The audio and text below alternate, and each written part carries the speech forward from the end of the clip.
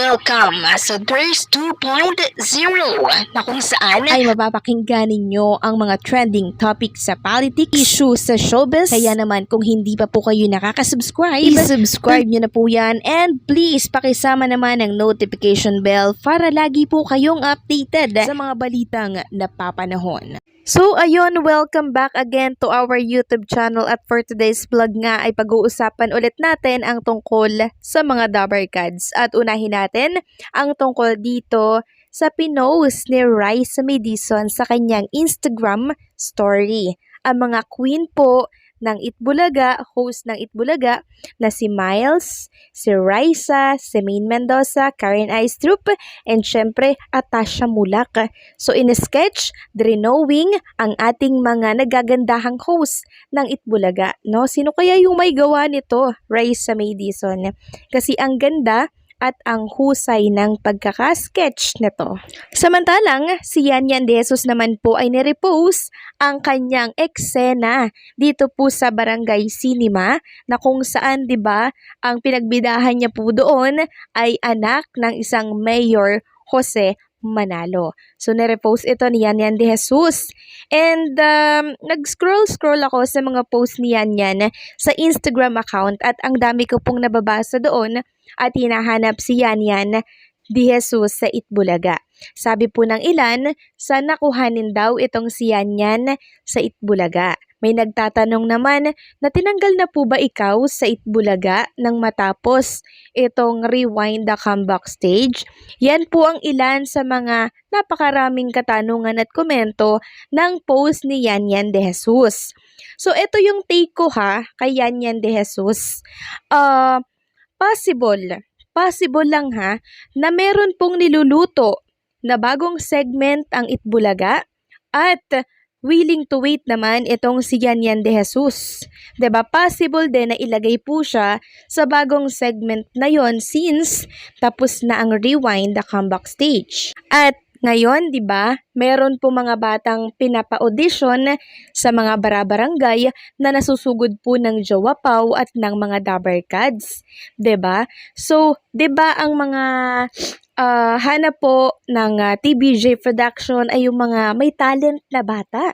Diba? Talagang puspuso na po yung pagpapa-audition ng TBJ Production at katunayan po niyan, meron na po silang pa-audition simula Miyerkules until Friday, 3 to 5 p.m. po yan dyan po sa TV5, Mandaluyong Reliance Center. No?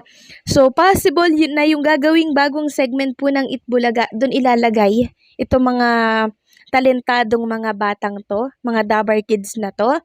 And syempre, possible na magkaroon ng part si Yan De Jesus doon since mahusay siya mag-choreo ng mga dance step.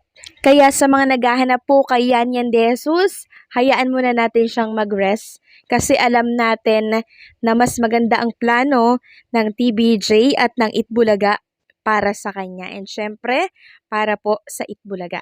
So itong Barangay Cinema po ng Itbulaga ay malaki ang naitutulong sa ratings ng Itbulaga simula po ng mga bata na ang sumalang doon sa mga talent search no ng mga Dabar Kids.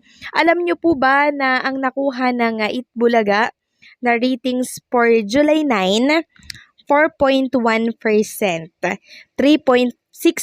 sa TV5. Napakalaki na po ng itinaas kumpara noong nakaraan na 3 point something, 2 point ganyan, no? Parang hindi pa naman sumasad sa 2 point something. Ayan po ngayon, no? 4.1, tapos nung nakaraan 4 na, no? Humahabol na po siya sa ratings ng It's Showtime dahil ang dami naman talaga ng network ng It's Showtime, pero itong Itbulaga, 2 lang pero sumisipa at humahabol po. So meaning nito, yung mga kids na yon na pinapa-audition po nila, marami ang natutuwa doon, marami ang tumututok, kaya ganito po kalaki ang nadagdag sa ratings ng Itbulaga. So ituloy-tuloy lang po nila yan and syempre, meron pa tayong dapat abangan. Yung after ng pa-audition, ano yung isasalangan ng mga batang ito. 'Di ba? Yan ang dapat nating abangan. Samantalang pag-usapan naman natin ang tungkol po sa Lily Band Music. So kahapon, araw po ng Martes, ay andyan po sila, no, kahapon sa Itbulaga. At nag-perform po sila dyan, nag-promote po sila dyan para po sa kanilang upcoming concert. At malugod po nagpapasalamat ang Lily Music Band sa kanilang Facebook page kahapon yan. Sabi dito, "Lamat sa mga nanood kanina sa Itbulaga. Please stream our new song, Sinayang, sa lahat ng digital platforms and also may music video na rin to sa YouTube channel namin.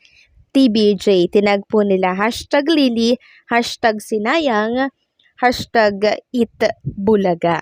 At sa post na to, makikita nga po ang mga picture ng Dabarkads host natin na si Alan Kay, si Atasha, si Raisa May, andyan din po kasama ang Lily Band.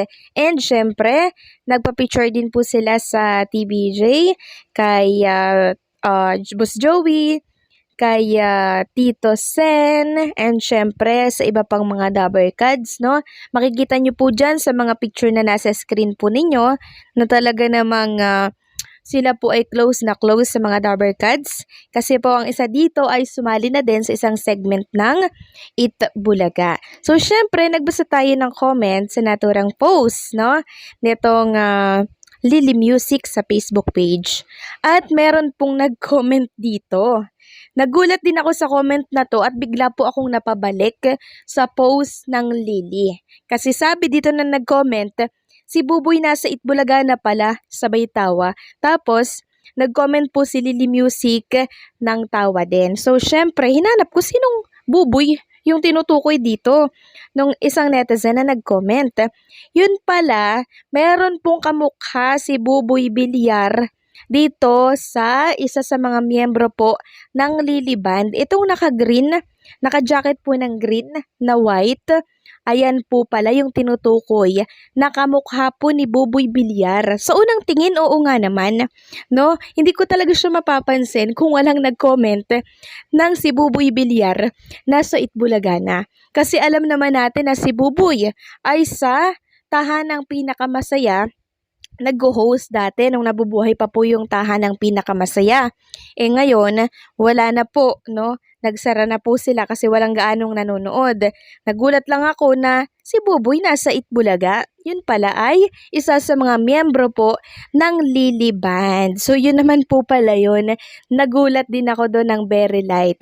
But anyway, salamat Lily, no? Sa napakagandang tugtog at kanta na pinamalas ninyo kahapon dyan sa Itbulaga.